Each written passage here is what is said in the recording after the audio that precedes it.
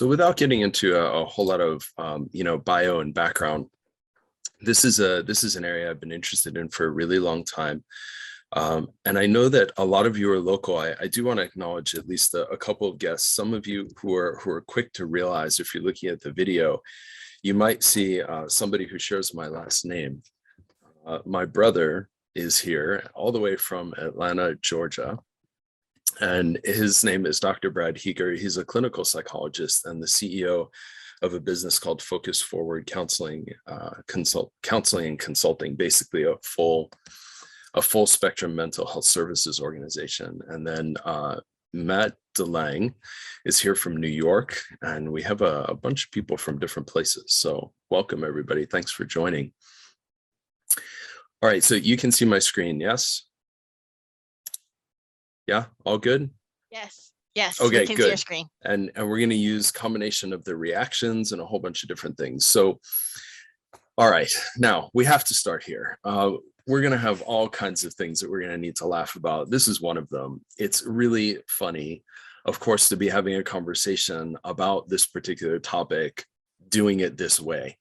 This is not the way it might have been, a year and a half, 2 years ago. And yet here we are back on a Zoom call.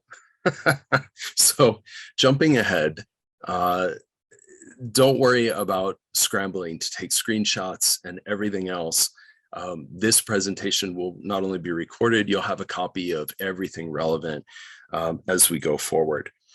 All right, so now about the topic, the name, both technostress and digital fatigue are not necessarily a known definition to everybody. This is not technostress. For those of you who understand what this will be very funny. For those of you who don't, somebody will explain it later on. But this is not what we're talking about. And the same thing when we talk about digital fatigue, we've now gotten used to, it's almost like the term Kleenex now for facial tissues. This idea of Zoom fatigue it became kind of a cultural phenomenon and then a meme, and everything followed with it. And that's a part of what we're talking about. Digital fatigue is a much, much larger phenomena. Zoom fatigue is a piece of that. And we'll get into that as we go. So I have to ask this just because it's important. So show me with your reactions or however you want to reply using the tools that you have. How many of you love data, graphs, information, analytics? Can I see a reaction from everybody? Lots of folks. Keep going. I'm waiting for some of the others. I see check marks, thumbs. Slavian, no, not so much. All right, good. I see lots of them. Well, let's get something out of the way first. This is about as far as we're going to get into graphs and data. Again, if you don't see the humor in this right away, maybe it'll catch up with you at some point. So there are a couple of things that we do want to talk about. In terms of data, there are some things that are really, really interesting. And one of those is this, and without getting too deep into it, the amount of screen time that people have in general, which is one aspect of digital fatigue. Again, not the whole thing, or technostress is a complete concept. It's a part of it. These numbers are astounding. And if you break them down by generation, it starts to get even more drastic. And as you look at the consequences of that, and we start talking about the real world effects of burnout, and many of you are connected to or directly in HR or people leadership functions, we know that this is a huge concern. This was always a concern, specifically in certain industries, and now even more so because it's so timely. And the fact that the way that we go about working, the conditions and the ecosystem that we are currently operating in, for many of us is fundamentally different than it was. Even for those of us who are still working in person, it's dramatically changed. And without going into full definitions about that, it is important to go a little bit deeper. So let's go back to the definition for a minute. This idea of technostress, which can lead to this concept of digital fatigue, refers to, one way to think about it is the amount of technology or processes that get somehow in the way of us connecting with one another in the process of doing work. So anything that we interact with that requires digital interaction or mechanical interaction is something that potentially separates us. And that becomes a really important part of this understanding, is now with having that more and more in our standard sort of operating procedures around work and workflow, what consequences does that have on all aspects of our health? And we'll dig into that just a little bit more as we go further. So what I'd like you to do is use your annotate tools, and you'll see on the screen, this is the first real question we'd really like to see from everybody who's currently here. Grab the annotate tool and put a little mark on the screen next to or below the choice that seems to fit you the most. By the way, if you see me looking off to the side, it's because I have a secondary large monitor over in that direction. It's the only way for me to manage being able to see you and everything else at the same time.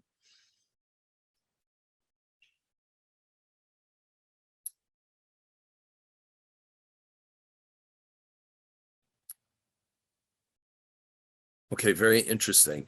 And I think what becomes relevant here is we need to talk about, well, not only what is it, how do we recognize it? And that's going to be another bridge in our conversation, is essentially, are we even aware of it? And if we are not, then what is it, or what prevents this, is going to become a pivotal part of the conversation. And rather than me talking at you for this whole period of time, I think the real value of this session is going to be a lot of the dialogue that we have with one another. We'll be doing some breakouts and having some conversation with each other. So let's sort of go for the next one. Cassie, if you have a moment, can you clear the annotation? Great. So let's do the same for this one. This is a fundamental question. Give a moment to really consider this.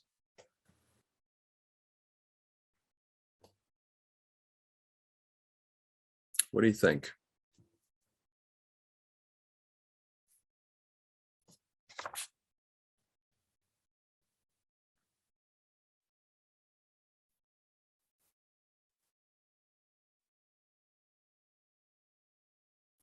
I think in the asking of this question, I hope that this provokes a thought for you, that very often what we think of is, well, the technology is the problem.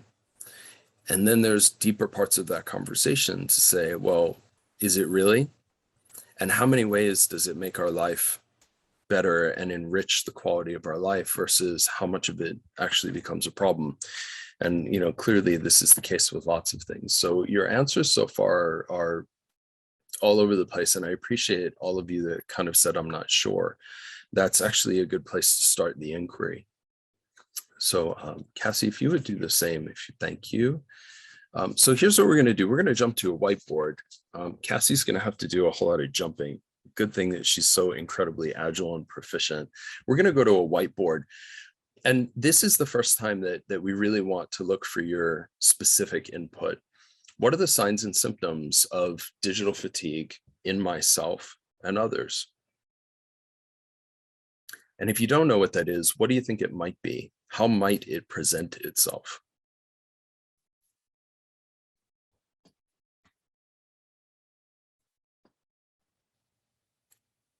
Cassie, in order to set up the whiteboard, do I need to stop sharing? There it is. There's the whiteboard. Perfect.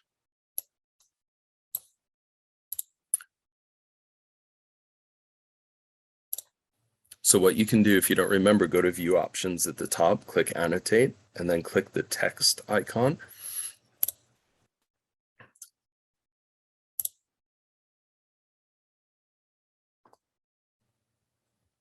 And then just click on the white screen and type.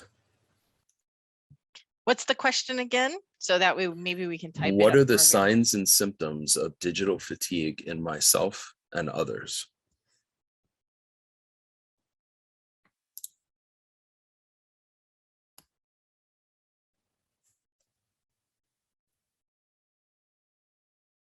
Yeah, we see a lot of that, right? Eyes and headaches, migraines, fatigue, trouble sleeping, difficulty concentrating, distraction, inability to hold sort of both focus physically and mentally for periods of time, numbness,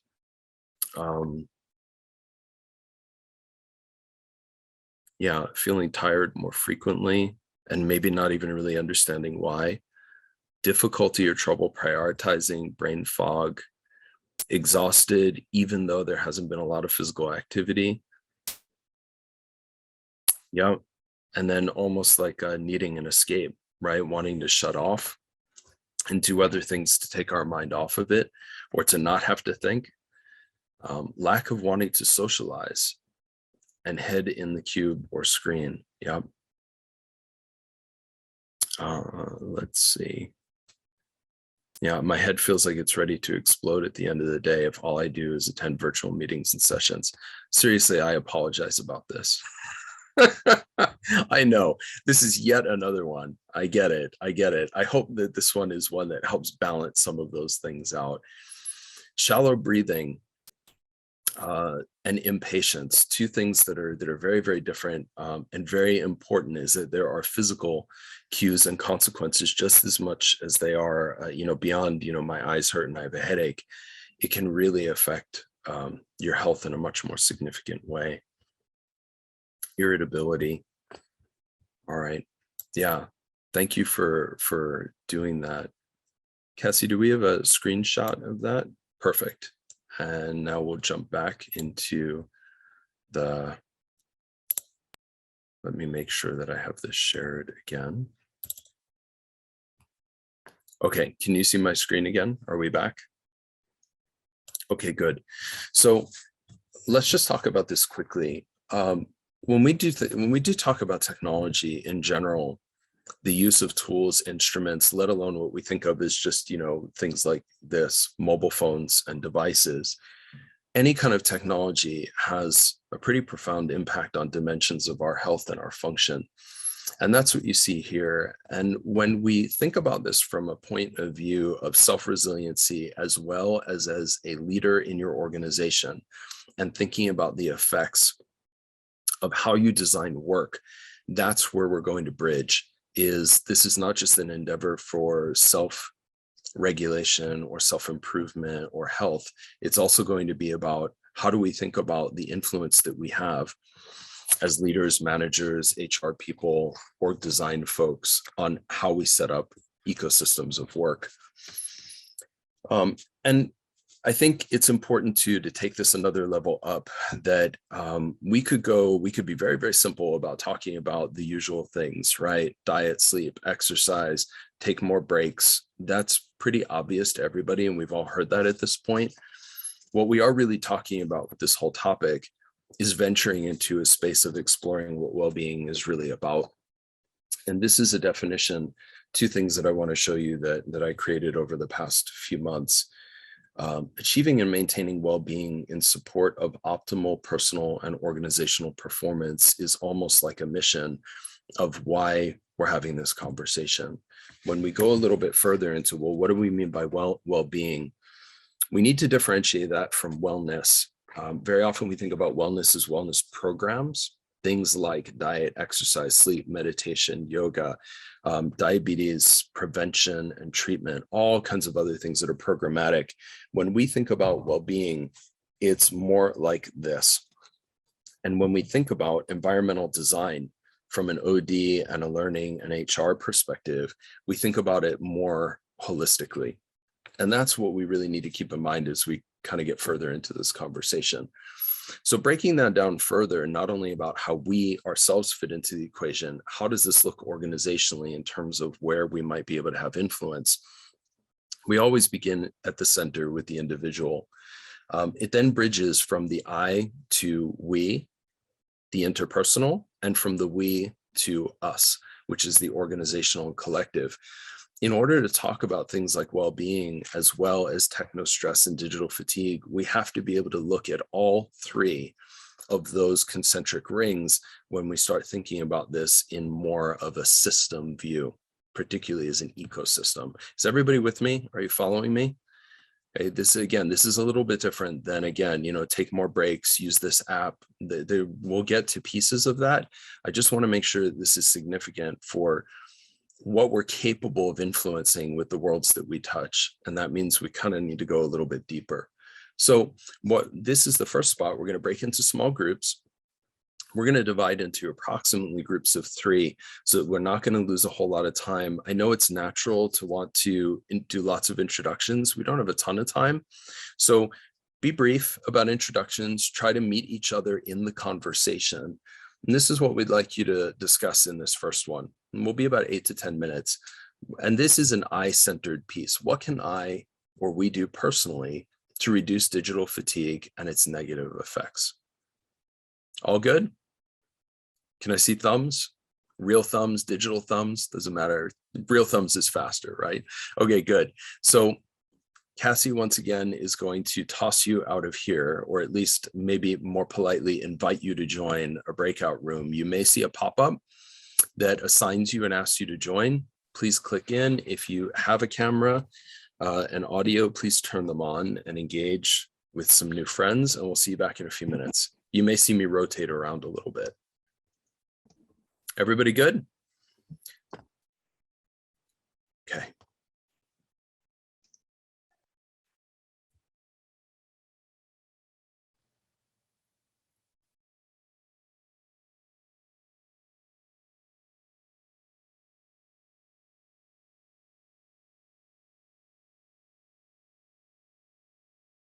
Most of them made it.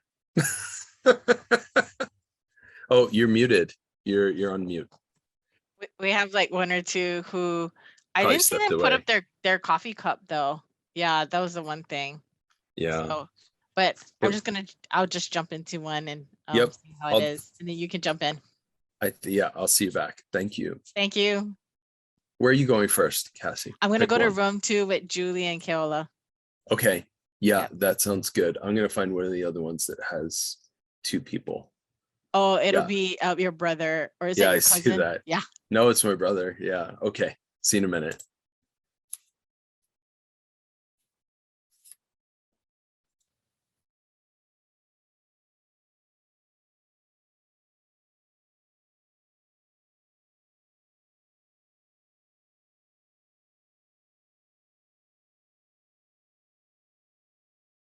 Welcome back, everybody.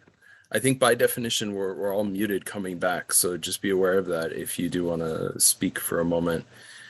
So thank you for letting me, well, that's sort of the irony of almost like Zoom bombing, that I was able to, Cassie and I were rotating and jumping around between the rooms. So thank you for letting us come back. And I'm trying to figure out now how to see more of you here. In any case, can you show me, can you see my screen? Yes, all good? Yes. Okay, so let's just talk about this for a very, very brief moment. And again, you'll have copies of these. A lot of this is really basic. Those are the basic ones. What I do want to spend a minute on, and this came up, I heard at least brief pieces of this in the groups. Again, what is the essence of this? A lot of this around quote unquote regulation becomes self-regulation in the way of boundary management and control. And where this gets more interesting is figuring out how to manage a combination of our work tasks and not be so completely overloaded and overwhelmed. And some of you who are still in a physical office, you might be back to a place where you can get up, you can move around, you see people moving around the background, and you're not literally boring into a screen all day, every day. What does become important, I don't know how many of you like me live by your digital calendar. That's one place where the technology can really help you. Schedule in breaks. Make sure, for example, set a standard condition. We'll talk about this in the work environment in a moment. Figure out how to have your meetings start at the top of an hour or somewhere and end at 50 minutes instead of 60 or 25 instead of 30. Figure out how to build in buffers and breaks. Block out time on your calendar. Turn off notifications on your phones and machines. Go outside. Hold walking meetings. Even if everybody's off of video, and then even on phone, everybody can still, even virtually, can go walk around their house, outside, be in the lanai, the neighborhood, whatever it is, people are very tolerant of all the background noise now. As long as you can hear each other, it's fine. And anyone who shows up on Zoom or any kind of video platform, especially pets, kids, always become the star of the show anyway. They're not a source of embarrassment anymore. Like, that's what everybody looks forward to.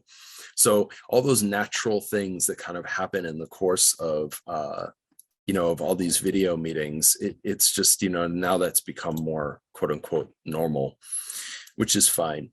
So there's a lot here. You'll notice the last point about introduce more variety and diversify. I don't know how many of you already had this happen to you, where you sit down to get into work and next thing you know, hours and hours have gone by and you realize that you've lost like all blood flow to your rear end, and your body is just not like moving right. And then all of a sudden you realize you're blinking about 6x less than you were. None of that is good. So the question is how do you break up your routines? How do you not do the same thing every day and fall into the same thing? Move around, get a desk or somewhere where you can actually space the distance between what you see and what you're focusing on. Standing desks, treadmills, bikes, anything at all. Some of it, my brother can attest to this. Some of it will only take you so far.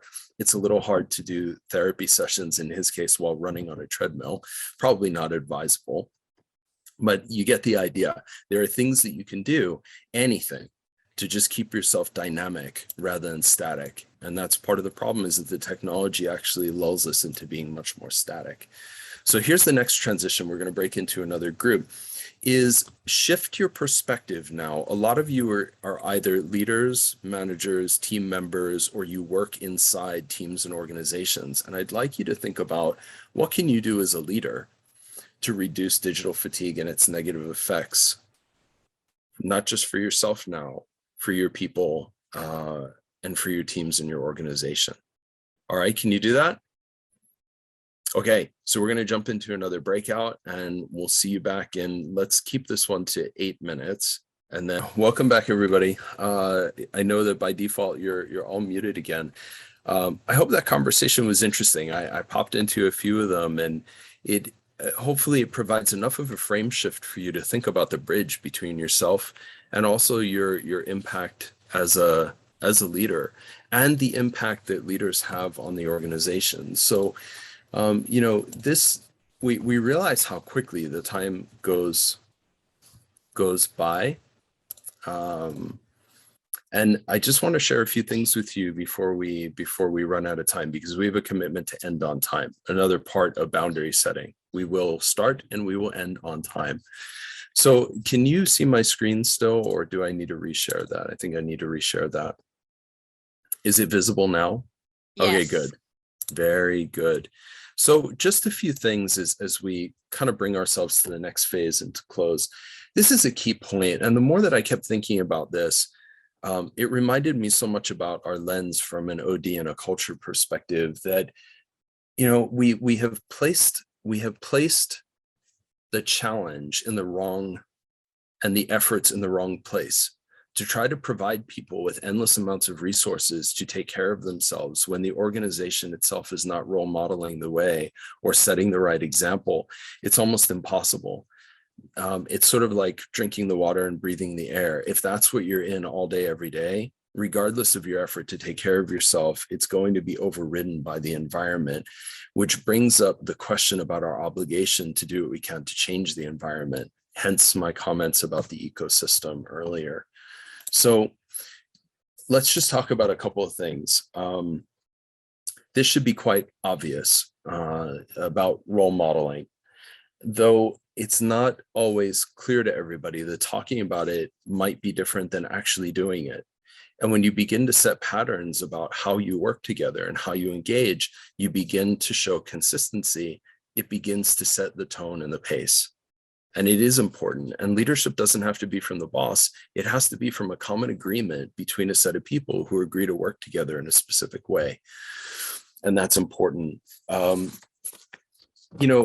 we used to have meetings in person more frequently, there were all kinds of different norms around whether we should have phones available and ready, whether we should be working and taking notes on computers or not. Today, maybe even more so than ever, would be a time to really challenge that. And maybe what we need to do is take a big step back in time and go, you know what, we don't need technology, we need connection. And in order to do that, I don't need a machine and a screen between you and me and everybody else.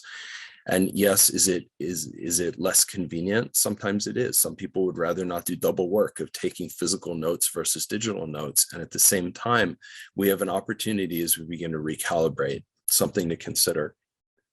If you're virtual, not every meeting has to be video enabled. That was kind of like a hard and fast rule for a lot of people at the beginning of the pandemic. And now at this point, more than ever, we need a break. Like, we need to be not focused, 12, 14 inches straight in front of us for a fixed period of time, all that time. And that's another thing that as a team, as an organization, you have to find some common ground about. It was the same thing about sending emails nights and weekends and having very specific downtime, expectations about responding to texts and emails and phone calls and being quote unquote available and responsive or seen to be working all the time. And those are things that if we don't expressly talk about, people will make up their own narrative and they'll act accordingly, often at their own expense. And then they begin to set the model for other people unintentionally, leader or not. And it's something just to be very, very aware of. And the only way to build awareness of it is to bring it directly into dialogue.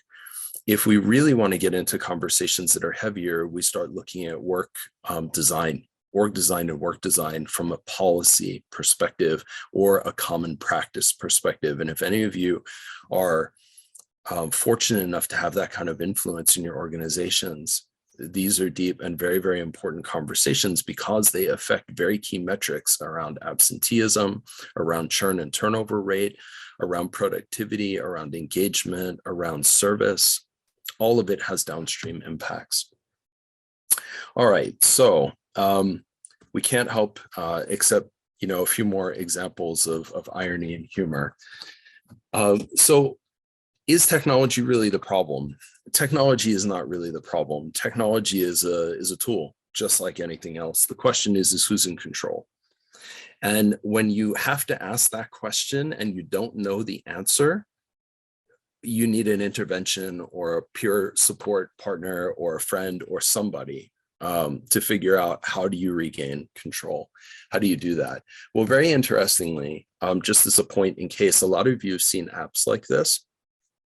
Things like all these apps that we know of now, which are supposed to somehow be like anti-fatigue, meditation, mindfulness, yoga, fitness apps, exercise programs, meditation of various types and sorts, listening to music, and various things that help us on many, many levels are all available. And a place where sometimes, ironically, we go from one technology which overwhelms us and causes us to be fatigued to potentially another that actually brings us back and re-energizes us. A lot is available. And if you want any suggestions, of course, you can ask anybody or us, and we'll talk about them.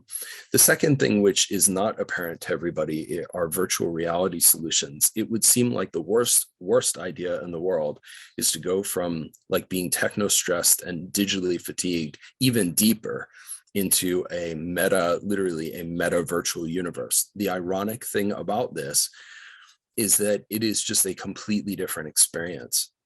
And it allows for things that are not necessarily possible in the way that we normally think about things. And if you haven't explored it, it'll be a conversation for another day.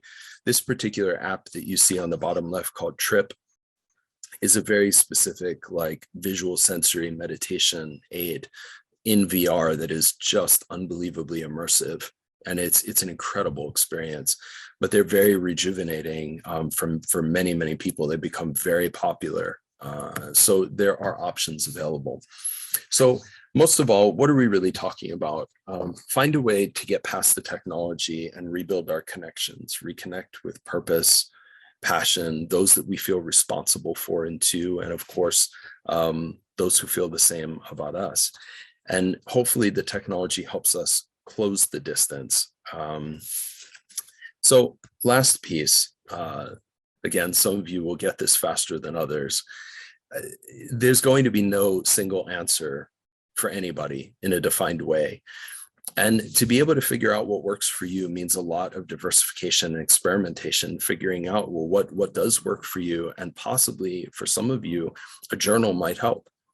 How do you feel? What's happening to you through the day? How do you see your energy going? Do you need to be working through siestas and reintroduce that into your life, because that's how your body works? Whatever it is, if you don't pay attention, it's only a matter of time till you get further into overwhelm, and then it's even harder to focus and claw your way back. So the more aware you are and the more actual tracking you do is the higher that you're going to have the likelihood of creating an intervention for yourself and others that really works. So last poll, if you would go back to your annotation tool, and we know that this was still a very brief overview. Clearly it's not January 1. The concept is, you can start now. So what is your level of confidence? Did you hear anything, or even if you didn't learn anything from anybody else, did you have a thought that you think you can actually mobilize on?